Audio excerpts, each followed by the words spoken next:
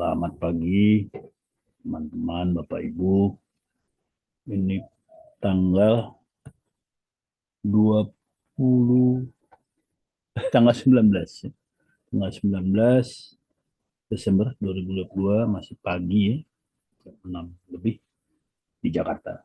Saya di Bali ini jam 7. Kali ini agak lain ya, saya nggak akan ngobrol, bukan ngobrol saham, akan ngobrol yang lain-lain. Jadi ceritanya begini, awal bulan lalu saya ke Jakarta, lalu ketemu teman biasa. Lalu ada satu teman yang kemudian konsultasi tentang bisnisnya. Jadi baru buka franchise restoran, lumayan, sudah mulai jalan kira-kira 2 bulan. Sesuai pikiran, bagus, cukup bagus hasilnya. Maksudnya laku. Tapi kemudian dia ngobrol sama saya dan uh, komplain kepada yang memberikan franchise-nya, apa namanya itu, franchise-nya atau franchiser ya, memberikan franchise-nya, karena dia merasa persentase yang diambil oleh si pemberi franchise ini, apa istilahnya, itu terlalu besar. Jadi mau tawar. Ditanya pendapat saya. Saya bilang ya sederhananya gini, saya bilang, lu ngapain ngitung duit orang? Ngapain dia ngitung persentase yang diminta oleh si franchiser? Yang dia harus hitung adalah dengan persentase sebesar itu, dia dapat profit berapa? Saya tanya, dia bilang ya ini kira-kira nggak sampai 2 tahun balik kalau sesuai dengan perkiraan dia. Saya tanya, kamu udah nggak sampai 2 tahun balik ini happy nggak? Happy. Lah kalau udah happy ngapain mesti bahas rezekinya si pemberi franchise? Kamu itu berarti ngitungin duit orang. Ngapain ngitungin duit orang? Kira-kira gitu saya bilang. Dia diem. Terus dia bilang, iya ya, ngapain gue ngitungin duit orang? Terus sampai pulang dia masih ngomong soal itu. Ngapain yang ngitungin duit orang? Betul, saya bilang hitungin duit sendiri, rezeki sendiri, peluang sendiri. Nah, dari ngobrol itu, saya memang nggak sering lah ya. Ya sering juga lah diajak temen ngobrol, entah itu tentang bisnis, entah itu tentang karir, entah itu tentang manajemen ya. Karena saya kebetulan memang punya pengalaman dalam hal karir ya. Saya bekerja di korporasi puluhan tahun sehingga saya punya ngerti lah ya bagaimana pertarungan dalam dunia karir. Kemudian saya juga mengurus perusahaan-perusahaan sehingga saya pahamlah sedikit tentang manajemen walaupun saya bukan lulusan sekolahan manajemen ya. Saya ini orang teknik sebetulnya. Kemudian karena pada level tertentu ya di, mengurus perusahaan itu kita masuk kepada level bisnis. Nah, saya membangun perusahaan-perusahaan baru, kemudian juga apa namanya bekerja sama dengan banyak mitra, ya, membuka segmen yang baru dan lain-lain. Ya maaf saya nggak sebutkan nama korporasinya ya. Ya nggak usah lah ya. Nanti kalau saya ngomong salah kan korporasinya yang jadi terganggu ya. Saya kan ngomong ini tidak pakai skenario ya. Saya spontan saja karena saya nggak mau lah terlalu capek juga ya. Jadi spontan aja ngobrol. Tapi intinya saya kemudian merasa bahwa saya manfaat juga ya ngomong sedikit, cuma spontan, saya cuma bilang lu ngapain mikirin duit orang, ngitungin duit orang. Tiba-tiba buat dia itu sesuatu yang penting. Jadi saya pikir ya barangkali namanya orang sudah tua ya, kalau ngoceh itu mungkin satu dua ada gunanya. Nah, jadi terfikirlah untuk saya bikin satu program bukan program lah, satu slot, satu apa ya,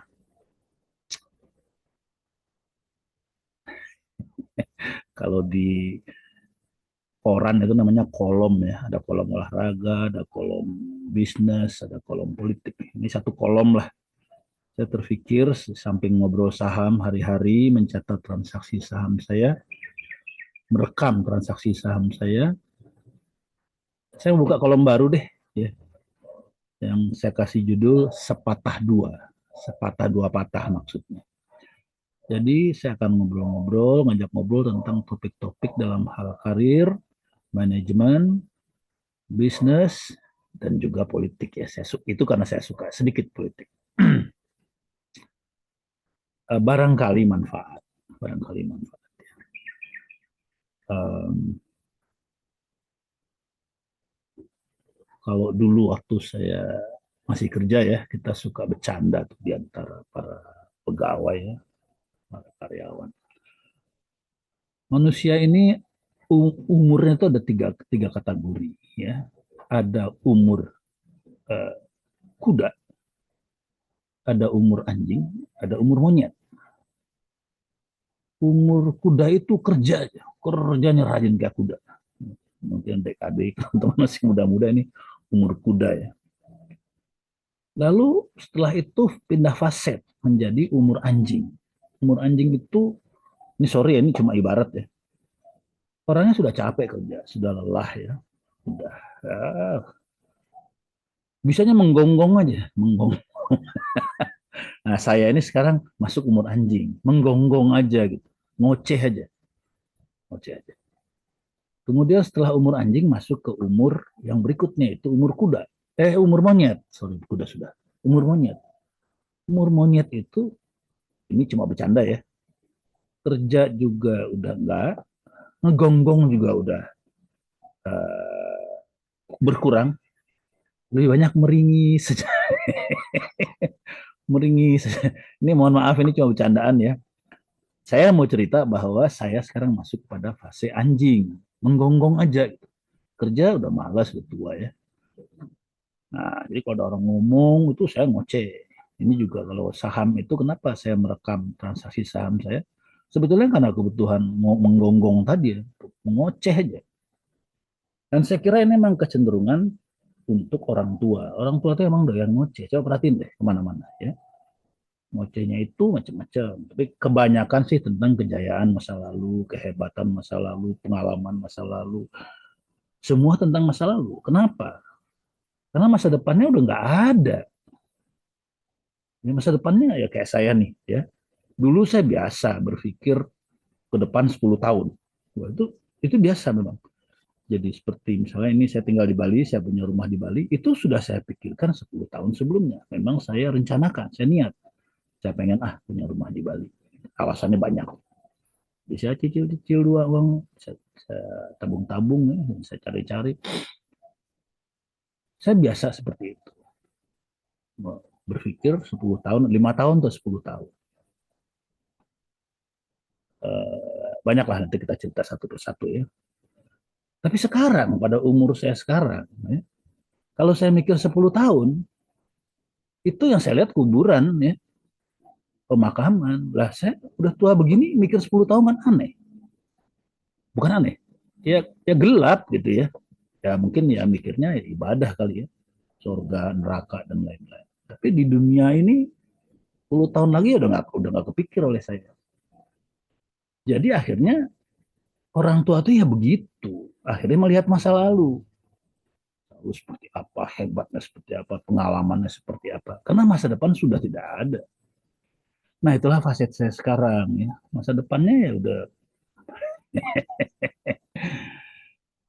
Nah cuma kalau ngobrol-ngobrol kehebatan segala macam itu kan orang manfaatnya kurang ya. Ya kadang-kadang ada juga seperti itu dari saya ya. Kasih lihat saya dulu begini, saya dulu begitu. Nah, lebih baiklah energi untuk ngoceh ini, energi untuk ngomong masa lalu ini, saya pikir saya tuangkan dalam kolom ini, yaitu kolom sepatah dua patah, atau sepatah dua. Artinya saya akan ngobrol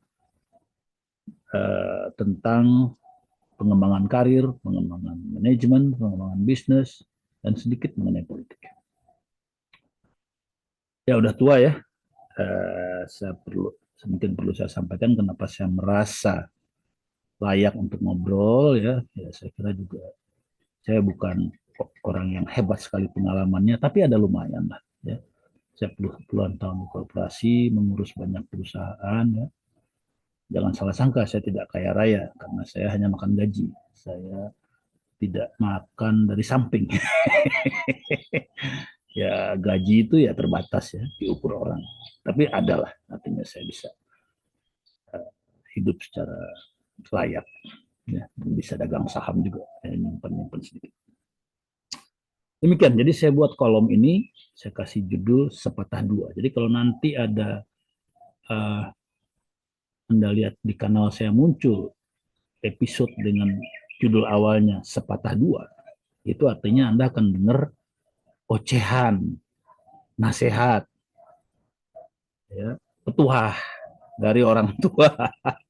Jadi kalau kalian yang termasuk tipe yang nggak suka dikasih petuah, nggak suka dikasih ocehan, di skip aja. Ya, episode tuh di skip aja. Kita cari yang saham aja. Tapi kalau ada ya satu dua teman mungkin yang mau dengar ocehan ini, mau dengar, ya silakan. Barangkali ada manfaatnya. Gitu. Jadi ke depan saya akan buka juga judul sepatah dua. Kita akan ngobrol-ngobrol hal. Dan saya ini spontan ya, saya nggak mau mempersiapkan bahan, materi segala macam, itu udah lewat lah buat saya, udah capek lah. Jadi saya nggak mau, saya akan spontan saja, waktunya, idenya, ngobrolnya, ngocehnya juga akan spontan saja. Jadi mohon maaf kalau nanti ada slip of tongue, apa namanya itu, keseleo lidah ya, jadi salah omong, salah kata, mungkin akan terjadi. Kalau terlalu berat saya cabut aja, saya nggak jadi rekam. Tapi kalau ya tipis-tipis itu rada nggak enak, ya saya minta maaf duluan lah. Ya. Um, dan saya juga tipe yang kalau ngomong lugas ya. Tentu saya akan berusaha gas, nggak lugas banget di sini.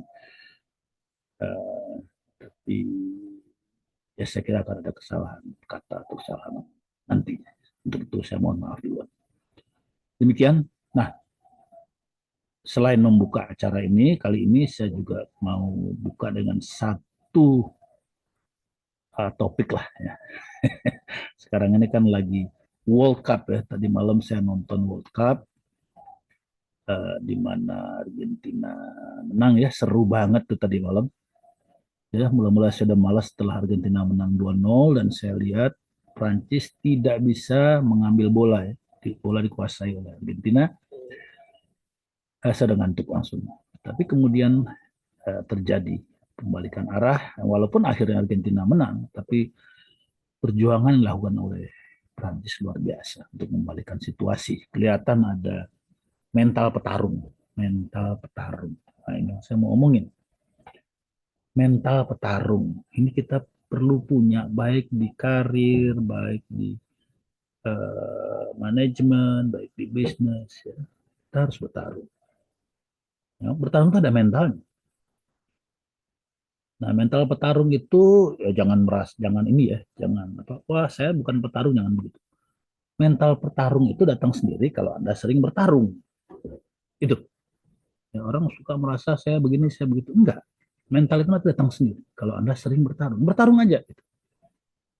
Nah, bertarungnya di mana tentu kalau karir. Nah, orang juga sering salah mengerti kalau di karir ya, di karyawan ya. Bertarung dalam di sebagai karyawan itu bukan ngejorokin temen ya. Teman kerja dianggap musuh, bukan. Nah, ini yang saya mau omongin. Ini sesi karyawan dulu ya, sesi karir. Pertarungan dalam karyawan itu bukan pertarungan personal, pribadi antara kita dengan teman kerja kita, bukan menurut saya ya. Ya silakan kalau Anda punya pendapat lain. Ini beda-beda pendapat ya, tapi saya sebagai orang yang bekerja dari bawah dan berakhir sebagai ya saya CEO di banyak perusahaan ya, ditunjuk oleh korporasi. Di, saya CEO di sini, CEO di sana. Ya. Pertarungan sebagai dalam karir bukan pertarungan pribadi kita dengan teman sekerja kita, bukan. Tetapi adalah pertarungan kompetensi. Kompetensi yang kita adu. Secara pribadi kita baik-baik aja. Misalnya kompetensi saya adalah campuran. Saya ini tipenya campuran. Jadi saya ngerti teknis ya. Karena saya lulusan mesin ya. Saya ngerti mesin-mesin. Saya ngerti lah ya. Tapi saya juga belajar keuangan dan serius. Saya belajar keuangan dengan serius, sungguh-sungguh saya baca banyak. Walaupun saya tidak sekolah keuangan. Saya tidak sekolah keuangan. Tapi saya belajar. Ada sekolah yang saya ikuti itu sekolah yang diberikan oleh korporasi. Ya. Mereka ada program waktu saya masuk level general manager, mereka kasih satu program yang hebat lah. Ya. Saya belajar. Tapi saya orang yang belajar serius tentang keuangan. Kemudian saya juga belajar misalnya bahasa. Ya. Saya Inggris walaupun tidak hebat ya bahasa Inggris saya. Ya tata bahasa Inggris, bahasa Jepang juga saya bisa bicara. Tapi itu adalah kompetensi. Jadi saya memang sejak dulu sudah pikir bahwa sebagai rekan kerja, saya akan bantu semua rekan kerja saya, baik yang di atas, baik yang di samping kolega saya, di kiri kanan yang setara maupun yang di bawah. Karena itulah tanggung jawab saya. Saya sudah digaji oleh perusahaan untuk memajukan perusahaan. Karena itu saya akan bantu semua orang siapa saja di dalam perusahaan itu. Itu sikap saya sejak dulu. Ya. Sejak awal saya bekerja sudah begitu. Karena memang saya mungkin lahir di kalangan yang bergaulnya dekat ya. Lalu bagaimana pertarungannya kalau saya bantu semua orang? Ya. Terus bagaimana persaingan dong pertarungan saya dalam merebut karya? Saya bertarung dengan membangun kompetensi pribadi, bukan dengan ngalang-ngalangin teman yang nggak mau bantu teman, bukan. Saya selalu bantu sekitar saya dalam bekerja di perusahaan. Tapi saya pelan-pelan punya program perbaikan, memperbaiki kompetensi saya. Sebagai contoh, satu contoh sederhana. Nanti banyak contoh lah, nanti kalau saya kasih ngoceh bisa panjang lebar. Tapi saya kasih contoh aja. Saya ini insinyur, ya, mesin. Nggak ngerti elektronika. Apa yang saya lakukan? Saya udah kerja ini, sudah kerja sebagai insinyur. Saya ikut kursus di terminal Pulau Gadung. Itu di pinggir jalan itu ada ya kursus-kursus radio di bedeng-bedeng itu. Ya, di mana kita ada mengenal transistor, mengenal macam-macam saya lupa itu ya. Kemudian merakitnya jadi radio, jadi apa. Saya ikut kursus itu. Sehingga saya ngerti apa itu resistor, apa itu transistor, bagaimana saya ngerti, langsung. Karena saya mau bekerja, saya ngelah, saya nyordel, merangkai dan segala macam. Ini tambahan pengetahuan yang kemudian bermanfaat di dalam pekerjaan saya. Orang ngomong listrik ya siapa? Orang ngomong mesin apalagi bidang siapa? Orang ngomong apalagi? Saya ngerti. Nah, itulah kompetensi yang terus dibangun. Itulah cara saya bertarung, bukan secara pribadi. Ya, kadang-kadang kita lihat tuh di perusahaan itu ya orang-orang yang bertarung secara pribadi, ngakalin temennya, nginjek temennya, bawahannya ada yang bagus, ditahan karirnya. Itu sering saya lihat ya. Ada atasan lihat bawahannya bagus, wah ini bahaya, ancam ini. Maka dicari cara supaya karyawan bawahan ini nggak muncul. Saya tidak melakukan itu. Kalau ada bawahan saya yang bagus, saya akan angkat sebisa mungkin. Kalau perlu lebih hebat, lebih lebih karir yang lebih bagus, saya nggak apa-apa. Memang kenapa? Itu rezeki dia. Dia orang bagus, dia punya kompetensi, ya rezeki dia ada sendiri. Rezeki saya ya harus saya cari sendiri dengan kompetensi saya. Jadi kita hidup dengan kompetensi kita, bukan yang menjorokin orang lain. Bangun kompetensi, bantu orang lain sekitar kita, lalu kita serahkan pada nasib. Kita serahkan saja pada nasib. Apa yang akan terjadi? Dapat duit, tidak dapat duit, kita lihat saja. Yang saya percaya, kalau ada perusahaan, kalau ada karyawan, ya, yang sibuk membantu teman-temannya di perusahaan supaya bekerja lebih baik. Ya. Dan ini tidak kelihatan oleh pimpinan perusahaan itu, maka perusahaan itu perusahaan tell me. Ya. Itu perusahaan tell me. Kok dia nggak sadar ada karyawan di bawah yang selalu membantu semua orang, dan dia tidak mengerti bahwa orang itu adalah aset bagi perusahaan. Itu aset. Ya.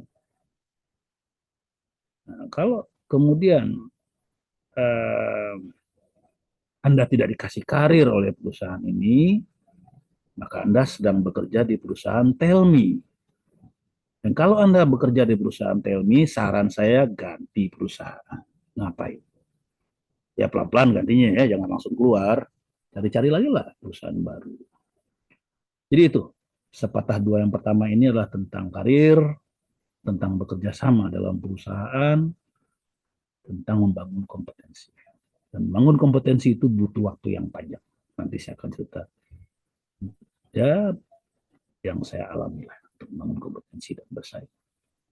Oke, untuk karir itu dulu. Ini episode pertama dari Sepatah Dua. Mudah-mudahan manfaat ya. Sekali lagi bagi yang tidak suka dinasihati, tidak suka mendengar petua, malas dengar ocehan orang tua, ini di skip saja. Kalau ada judulnya Sepatah Dua nanti di kanal ini langsung skip saja. Ya. Demikian, terima kasih. Selamat pagi, salam sehat.